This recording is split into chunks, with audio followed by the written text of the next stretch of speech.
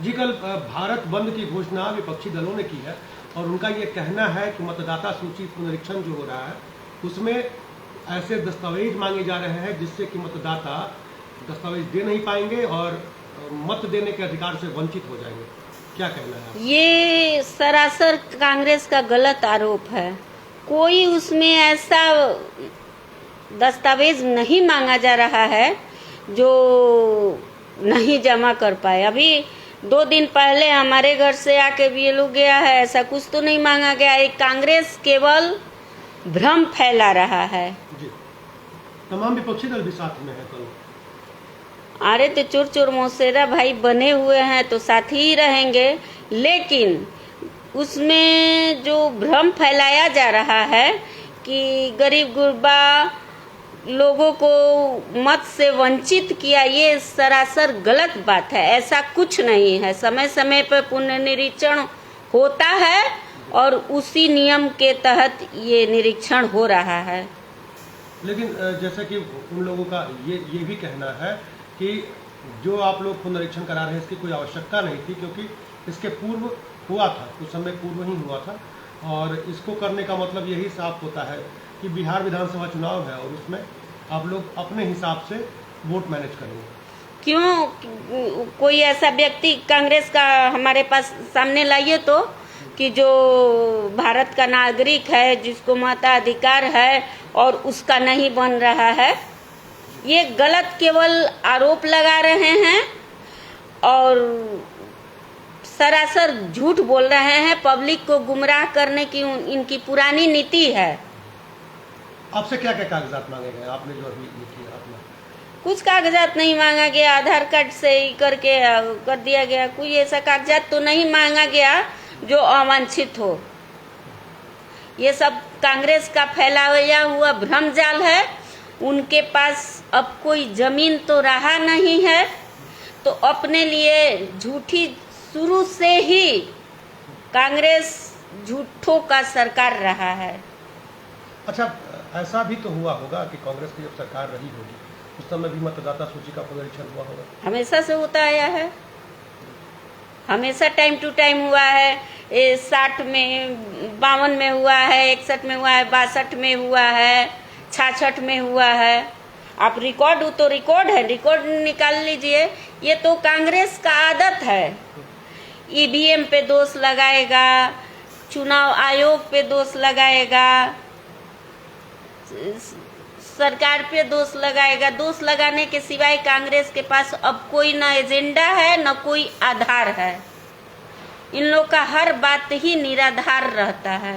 आपको लगता है कि मतलब चुनाव आयोग किसी पार्टी के प्रभाव में आ जाएगी? ये एकदम सरासर गलत आरोप है। देखिए, कांग्रेस जहां जीतती है वहां ईवीएम ठीक रहता है, वहां चुनाव आयोग सही रहता है, और जहां हारती है वहां ईवीएम खराब हो जाता है, चुनाव आयोग दोषी हो जाता है। ये क्या बात है भाई? तो अब की बार भी कुछ ऐसा ही हो रहा है।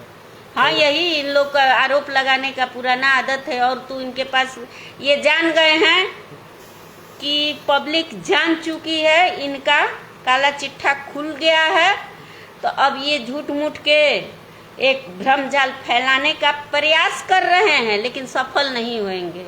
लेकिन जिस तरह से इन्होंने कल कहा है कि भारत बंद की घोषणा है, चक्का जाम रहेगा, रेल रोका जाएगा, तो इससे आम जनमानस तो परेशान होगा।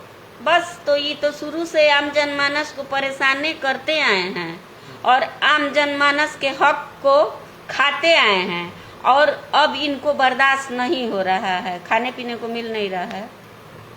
तो मतलब सारे आरोप जो है निराधार है। बिल्कुल निराधार। लेकिन ये लोग बार बार ये कह के घेरते हैं आप लोगों को कि रोजगार के अवसर सृजित नहीं हुए, बहुत सारी योजनाएं, वादे जो किए गए थे वो पूरे नहीं हुए, तो इस पे क्या कहेंगे आप?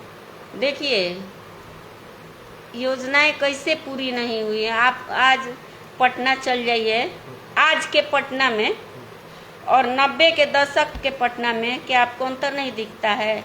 आज के बक्सर में और 90 के दशक के बक्सर में अंतर नहीं दिखता है?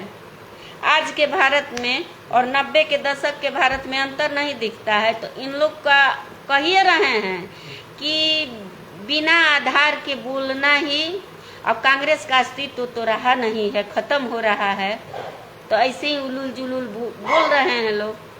अच्छा, एक और आरोप क्या वो तो सामने दिखाई भी दे रहा है, लगातार हत्याएं हो रही है बिहार में, और आप लोग जंगल राज कहते हैं हमेशा से उनके राज को, लेकिन तेजस्वी जी का कहना है कि तो राक्षस राज है।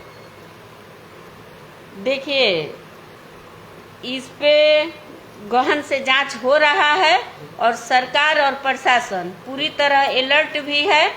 और जंगल राज था तो अपराधियों को पकड़ा नहीं जाता था, सुनवाई नहीं होती है, लेकिन आज हो रही है। अभी हाल ही फिलहाल आज सुबह के न्यूज में आया था कि पकड़ा गया है लोग।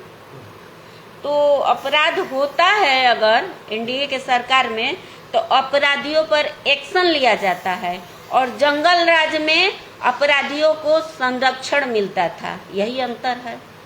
तो इसका मतलब कि कल भारत बंद की जो कल की घोषणा की गई है वो कहीं से भी ठीक नहीं है। बिल्कुल नहीं, ये केवल पब्लिक को परेशान करना और गुमराह करना है, और सफल भी नहीं होगा। जो कांग्रेस अपने राष्ट्रीय स्तर के नेता के लिए जनाधार नहीं खड़ा कर पाई, उसका बंदी करवाएगी। अब तो मतलब स्थानीय विधायक वगैरह पे शायद हमला बोल रहे हैं। हम किसी पे हमला बोलने का मेरा आदत ही नहीं है। जो सच्चाई रहता है बस हम वही दिखा देते हैं। अच्छा, बिहार विधानसभा की बात करें तो क्या लगता है कि अब की बार क्या स्थिति रहेगी आपके? तेजस्वी तो ये दावा कर रहे हैं कि हम बहुत तेजी से लोकप्रिय हो रहे हैं, और कई सर्वे रिपोर्ट लोकप्रिय हुई हैं तो वे मुल्ला कटमुल्ला जिंदाबाद करियन, साहबुद्दीन जिंदाबाद करेंगे, यही तो करेंगे। तो जनता क्या आपकी बात भी नहीं स्वीकार करेगी? बिल्कुल नहीं स्वीकार करेगी, क्योंकि जनता अब समझ चुकी है कि कौन सरकार विकास कर रही है और निरंतर विकास करेगी। क्या स्कोर रहेगा आपकी बार आप लोगों के विधानसभा में? बहुत अच्छा स्कोर रहेगा और एनडीए का सरकार बनेगा। बक्सर की क्या स्थिति रहेगी? बक्सर में भाजपा आएगी। मुन्ना तिवारी को हराना संभव है क्या? अब क्योंकि वो हमेशा कहते हैं कि बब्बर शेर है, उनको कोई हार नहीं सकता। अब बब्बर शेर हैं कि क्या हैं, ये तो चुनाव में दिख ही जाएगा।